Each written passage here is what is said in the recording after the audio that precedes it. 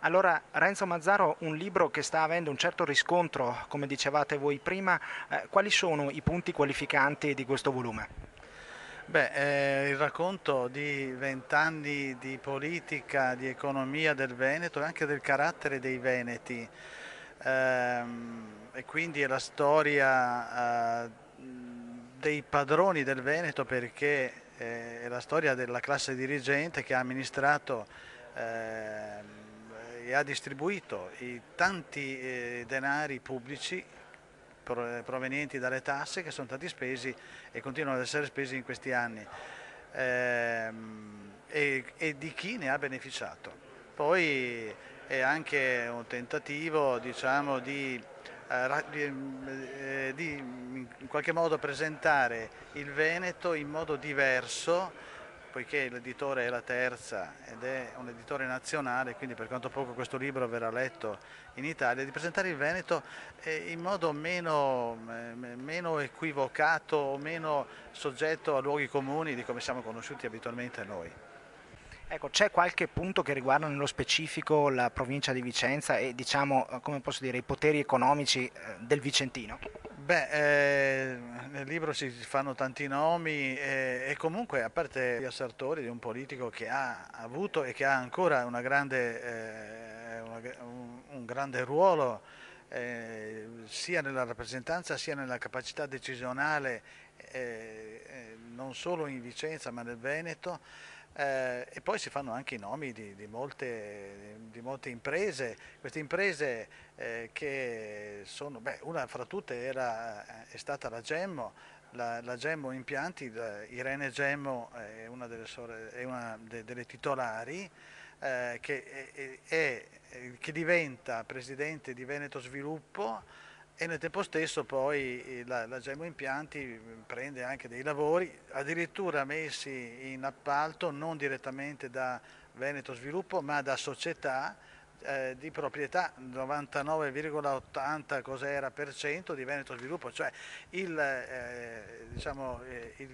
conflitto di interessi è l'ultimo dei problemi qui, che ce ne sono anche ben altri prima. Ecco, ci sono due punti molto stimolanti, uno che riguarda la cosiddetta vicenda Ikea, che ha visto come magistrato che indagava il PM Cappelleri, e poi c'è una sorta di dichiarazione dell'onorevole Ria Sartori riferita ai giornalisti, nella quale appunto la stessa Sartori sostanzialmente sostiene che vanno denunciati i giornalisti perché non hanno i soldi per difendersi davanti davanti ai giudici. Ecco, un commento su questi due spot? Beh, quest'ultima frase della Lia Sartori fu pronunciata tempo addietro in occasione di uno sfogo che io so essere avvenuto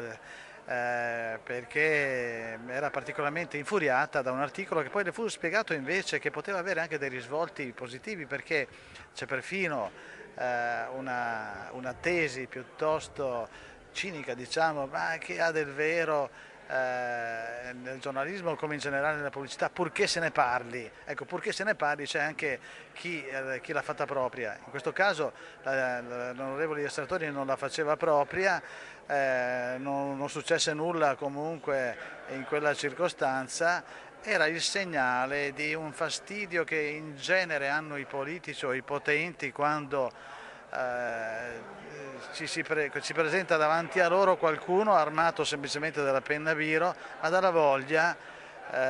non lo dico perché riguardi me, ma insomma per chiunque ecco, faccia bene il mestiere del giornalista, dalla voglia di porre la domanda e di riproporla se non ottiene risposta, perché la maggior parte delle volte il politico, l'uomo potente glissa, dribbla, ti fa fare brutta figura,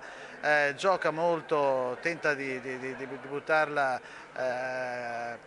addirittura ti minaccia, ecco, non farsi impaurire perché poi la maggior parte delle volte queste minacce sono destituite di seguito. Il caso Ikea è la storia di come fu risolto il nodo di Padova Est, fu una cosa complessa, in pratica si trattava di far arrivare di insediare in quest'area della città un grande, come poi è accaduto, un Megastore, di Ikea, ma anche di altri, in pratica grossi centri commerciali in una zona particolarmente nevralgica e con le strutture, con la viabilità che poi è stata risolta a spese del pubblico,